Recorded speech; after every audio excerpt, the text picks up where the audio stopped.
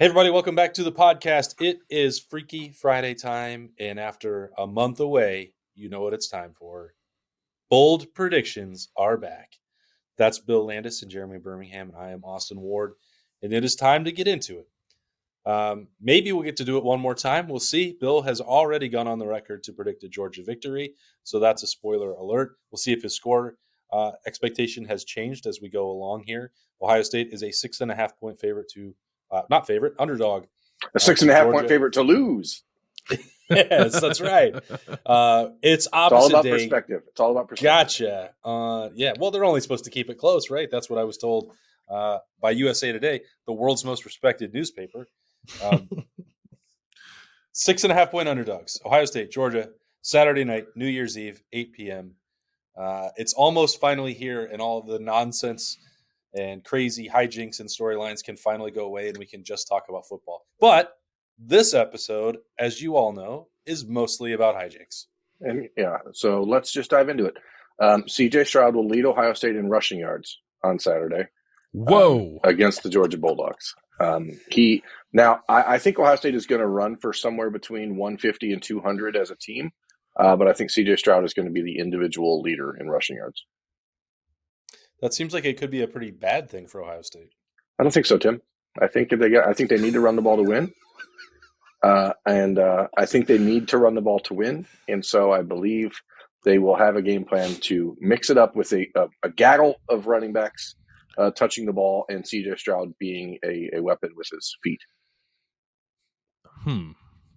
I think if they get close to 200 rushing yards, I think they're going to win. Yeah.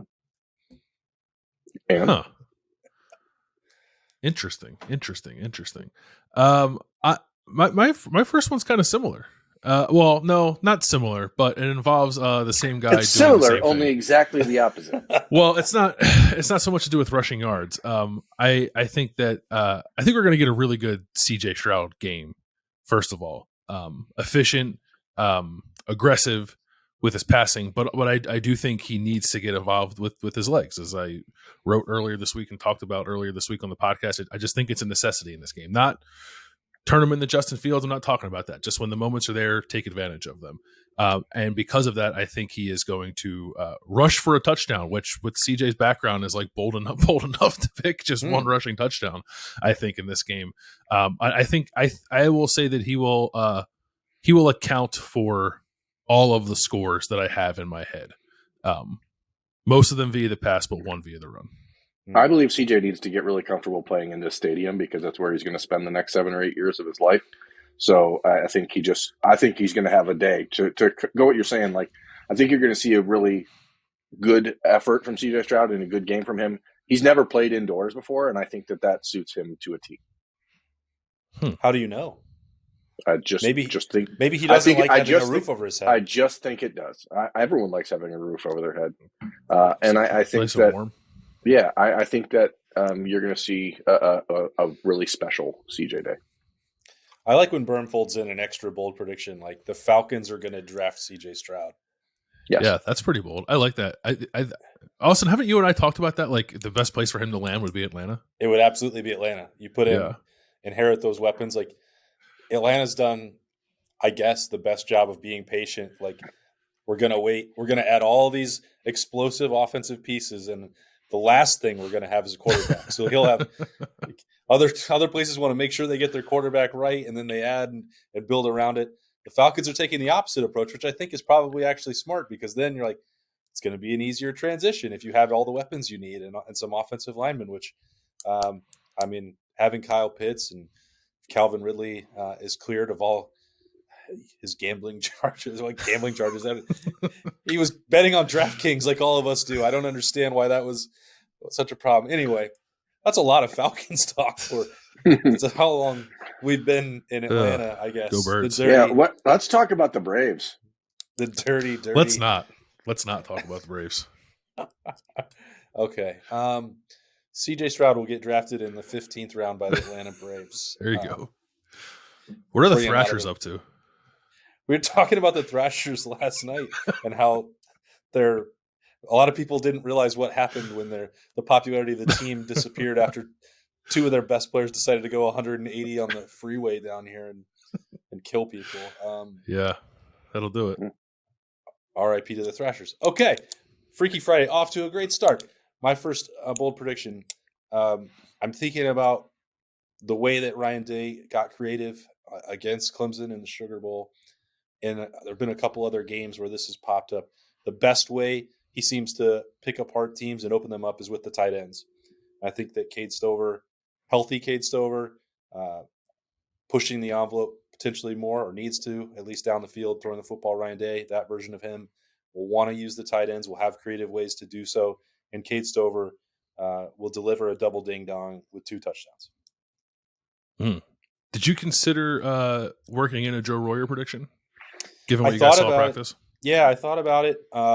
Bill, I still just don't know how much we've seen the third tight end stuff, and we know that, they were trying that with G. Scott late in the year.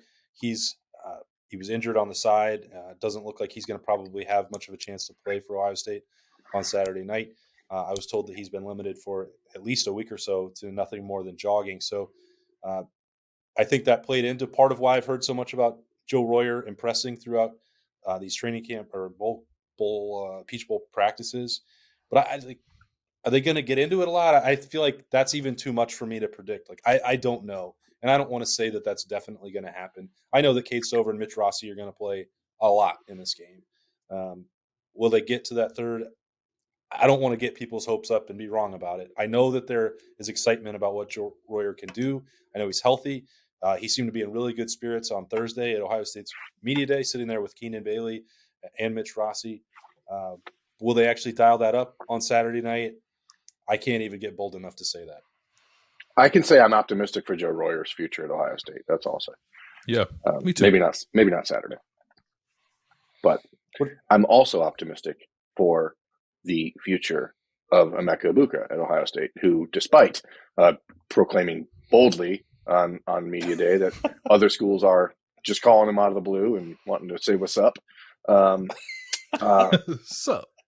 think I said when we did the Rooster show on Monday that I thought Emeka was going to be the guy that really has an opportunity to take advantage of what Georgia's going to try to do with bracketing Marvin Harrison, because they're going to put Malachi Starks on Harrison most of the game, and then try to bracket him with Chris Smith, and leaving Keely Ringo to try to cover Emeka Egbuka. And I don't think Keely Ringo can cover Emeka Egbuka. I'm going to go back to that prediction. I said on Monday that I thought he'd have 10 catches for 120 plus yards. I'm going to stand by that. I think you're going to see 10 catches, 2 touchdowns, and 150 for Emeka Egbuka. That's pretty intimate knowledge, Berm, of what Georgia might do to defend Ohio State. Would you happen to have a camera set up at Mercedes-Benz Stadium to watch their practices? Not going to say I do, not going to say I don't. What I'm going to say is that I believe Kirby Smart is smart enough to know that Keely Ringo cannot cover Marvin Harrison. There's literally only one way he could know that, and that is bugging Mercedes-Benz Stadium.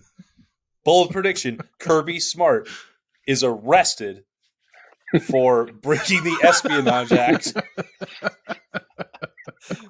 That would be the wildest pregame scene of all time. Can you just imagine the feds just swooping down and knocking on the locker room door and be like, "We're here for Smart." And like everyone's like, "Kirby, run, hide, duck." And they find him and he's in someone's locker, but these aren't lockers that close, so he's just sitting there. They're wide open lockers. It would be amazing. He sacrifices Will Muschamp. Yeah. Yeah. It was him. And then you find out it was Herb Street who called in the tip just to get back at Muschamp for his. You should have watched your mouth, Kirby. I was going to take this secret to the grave. I placed the camera there, but then I turned Muschamp state's witness. Well, this is actually a pretty good plot for a movie. We should, if we need something to do in the off season, not a bad idea. We'll call it Get Smart. And it'll star Zach Herbstreit in Kirk's place, because obviously you can't. Get Smart is taken. We can't use that, Berm. So we're gonna have to be like What? Too smart, too furious. I like that too. Okay, Bill, I believe it's your turn for another bold prediction. People are going to love this episode. They already do. I can tell. My second bold prediction is not that the FBI will come arrest Kirby Smart before this game. My second bold prediction is Stetson Bennett has been sacked one time in the last 6 games, which is kind of crazy. He's among the least sacked quarterbacks in the country. I think Ohio State needs to find a way to get after him, whether that's like through manufacturing pressure by blitzing or just someone playing out of their mind on the defensive line. If Stetson Bennett is able to kind of just do whatever he wants back there, I think it's going to be a bad day for Ohio State's defense. So I will predict that Ohio State does get to him for 3 sacks, which again is probably a small number, but in the context of him being sacked once in the last month or 2 months, is a relatively excellent day, I think, for Ohio State's defense if they're able to get to him that way. Let's call it 2 for Mike Hall and 1 for Tommy Eichenberg. Yeah, I think it's got to be up the middle. I mean, that's the reality of the situation for Ohio State. They need to get pressure up the middle, and we've talked all week about the health being where they couldn't ask for it to be better than it is. And so if you get Mike Hall and Tyleik Williams up the middle, you're going to need those guys to make some plays. I think that Ohio State will have a defensive end or 2 play out of their minds, to borrow your term there, Bill. And I think that you and I talked about this on Defensive Media Day. With Zach Harrison, with the long arms, with his speed, with JT Tuimoloau's athleticism, I think if Stetson Bennett starts running around, that I know what we've talked about, that Ohio State, like everybody else, struggles to account for dual threat quarterbacks. But I really think that Zach Harrison has just this year was a great decision for him to come back, and he's taken his game to another level. And I think he's done so much. He's emptied the tank. He knows that this is the last stand, potentially, if he can't deliver a win for Ohio State in the Peach Bowl, and people will look at his 4 years and just say it was a bunch of untapped potential. It's a legacy moment, just like it is for C.J. Stroud. I know that that's dumb to say it that way, but I think he's going to play his best game, use those freakishly long arms to corral Stetson Bennett after maybe some pressure comes up the middle from Tommy Eichenberg or Mike Hall or Teron Vincent. And then Stetson Bennett will try to run away. He'll be corralled by Zach Harrison, who will be credited with 2 sacks, and he will also bat down 2 passes. He's really good at that. He's really, really good at it. Yeah, good timing. I think it's going to help him. This year, the tape that he has created, he's going to make a lot of money. Coming back for one more year. He was already going to get drafted reasonably high based on his measurable skills, but he had never had the production. This year, he's done it all. He's put it all together, and you feel good for him because it's also helped him come out of his shell a little bit. Like, people stopped saying that he had to be Chase Young or Joey Bosa or Nick Bosa, and I think maybe not everybody, but I know I appreciate him for what Zach Harrison, what he can do, which is a lot of batted down balls, running down plays, and mostly being very good against the rush, but also being a nuisance to quarterbacks trying to run away from him. Yes. I have a thought. It's coming to me. It's another movie script. An Ohio State cornerback is going to intercept a pass on Saturday.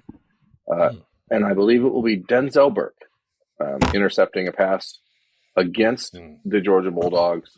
And that will be the first turnover of any sort caused or handled by the Buckeyes corners this year. But I do think, talking to Denzel on Thursday, he seemed really just kind of more like himself and more like he was a year ago before the injury against Michigan. And I think that he's going to be ready to go. And he says he's healthier than he's been in a long time. And I think that it may be on like a tip pass or something like that. It may not be just a, pure coverage thing, but either way, I think Ohio State's going to get a cornerback interception for the first time all year, which is unusual. Stetson Bennett does not turn the ball over very much. But I think Georgia's going to have to try to take some shots down the field, especially to A.D. Mitchell, who may be their best receiver.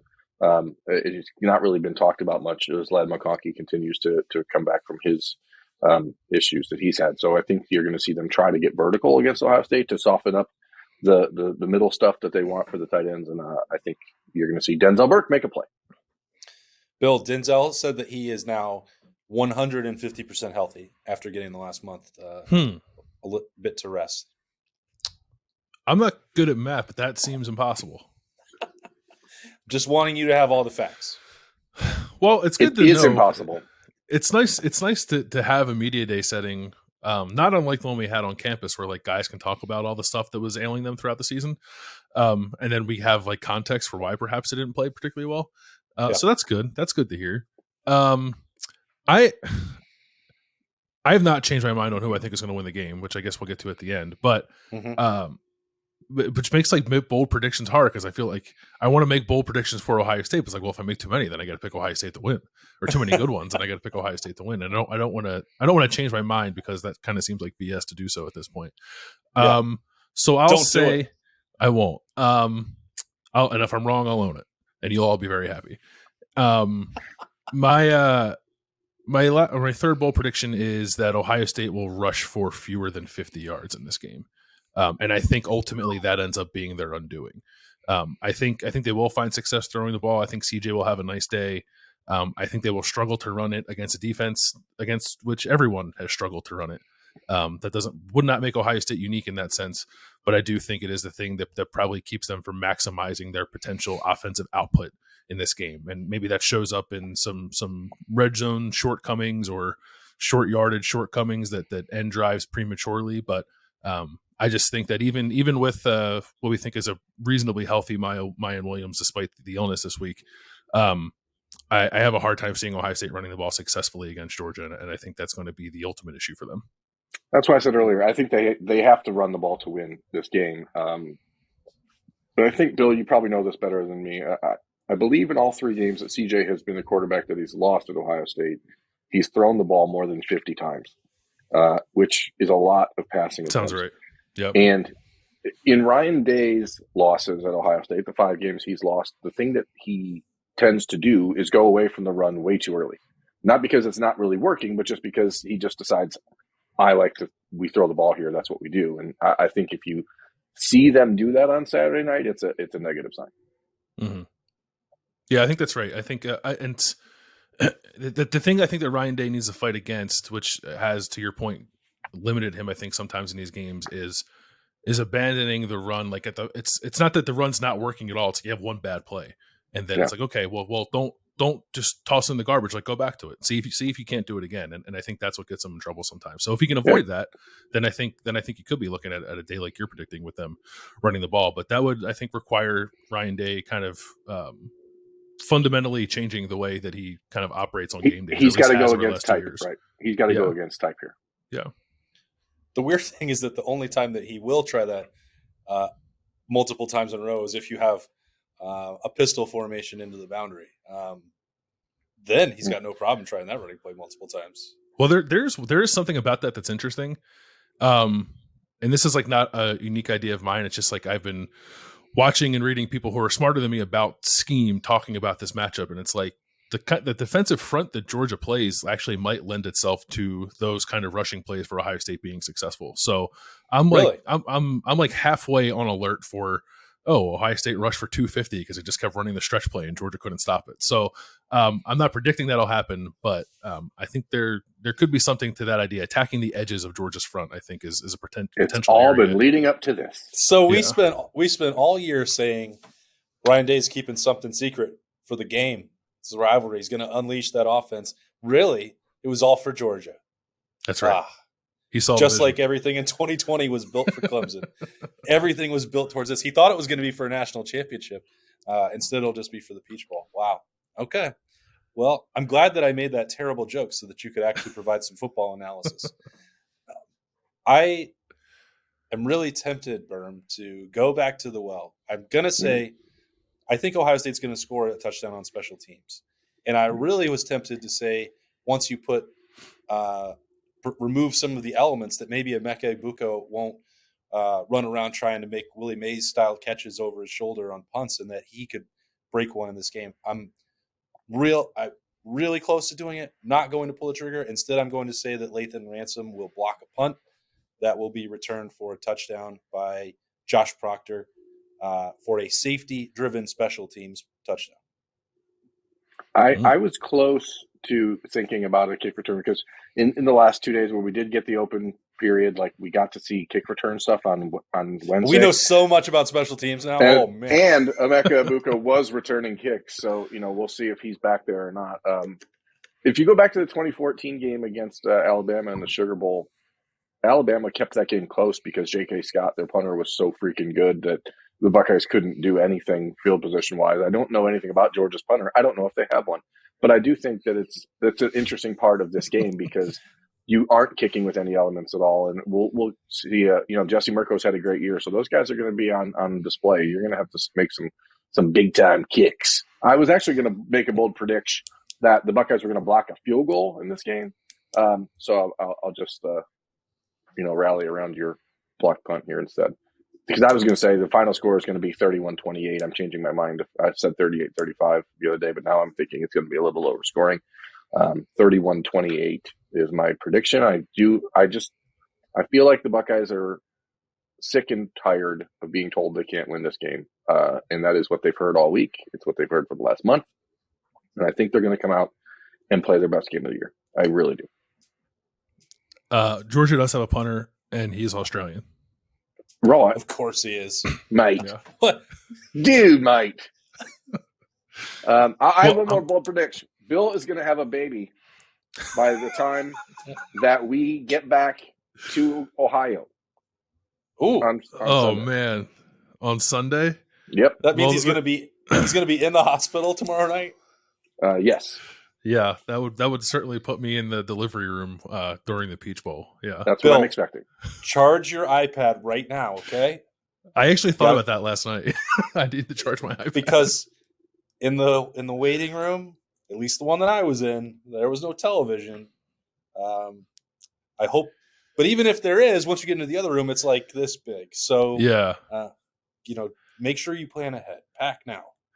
Yeah, I am packed. The plan at the moment is next week, but I guess it could happen at any time. So Saturday. We'll see what happens. Can you predict what Bill's gonna name this child for us? Yeah, it's obvious. Malcolm Berm Landis. We've already decided. Malcolm. No, but Bill, really, truly sorry that you're not here this week, but I'm even more sorry that your New Year's Eve is going to be stuck in a waiting room. Austin, what's your score prediction? And Bill, what's yours? You want me to give mine first, Austin? I'll. So I'm still picking Georgia, but I'm going to take it. I'm going to take it right up to the line and change my score and make it 42-41. I do think that this is going to be a very great football game. These are the two most talented teams still left fighting. They've had all month to prepare. They've had all month to get healthy. I'm really looking forward to this one. I hope it delivers. I hope everybody enjoys it. I do not understand, and I never will, why they moved it to 8 o'clock so that the casual observer doesn't get to watch this game, whereas I think there would have been a much better chance of them doing so at 4 o'clock and then just sacrifice the pretty lame, by my estimation, matchup in the Fiesta Bowl to the New Year's Eve gods. But whatever, that's too late now. They're not going to fix it. So when the Peach drops on Saturday night and Berm and I are still inside Mercedes-Benz Stadium, I think the scoreboard will say Ohio State 35, Georgia 34. And hopefully it's a game that all of us get to talk about for years to come. If it's a 1-point game, we definitely will be. Yeah. No matter what. No matter what happens, yeah. If it's a 1-point game. And then I hope that the Pac-12 crew does not decide to hijack that for us. And there's a strong likelihood of that. And that's in the back of my mind. Can't trust that would be unfortunate. I'm sorry for putting that out into the world. And I'm not trying to speak it into existence. I'm hoping to avoid it. But I do. People have asked who's officiating this game. And it is a Pac-12 crew. And they are probably the only conference officials that I know of that are worse than the Big Ten. Was it a Pac-12 crew in 2019 against Clemson? No, that was an SEC. That was No, SEC because the replay call was made in Birmingham, not actually by anybody. And the thing I'll never forget about being in Glendale for that one was like Clemson knew that it was a touchdown. Like Dabo was preparing on the sideline. They were sending out the extra point unit. Like there was not a single person over there was like, let's get the offense ready.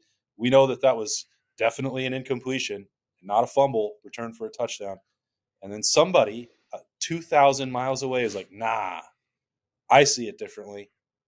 And I'm going to take it away and ruin everyone's night so that they have to go out there and do a post-game snap judgment about the officiating crew instead of a fun We will not talk about football officials on Saturday night, period.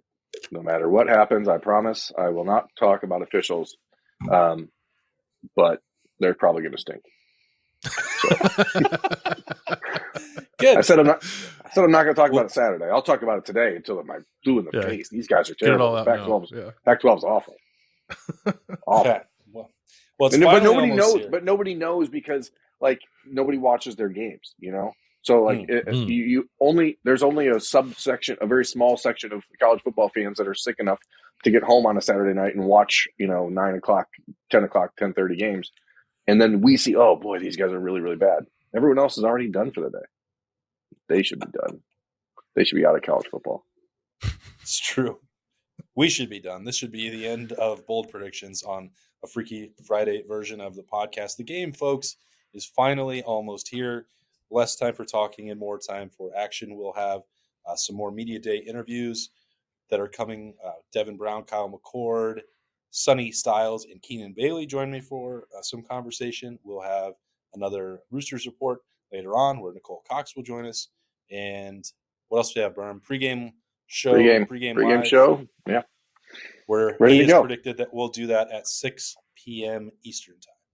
Right when Bill is getting ready to get into the car and head to the hospital. Stop putting it out there. That's the bold prediction. Yeah. So enjoy And this has been Bold Predictions collectively on the podcast. That is Berm, Bill, I am Austin. So long.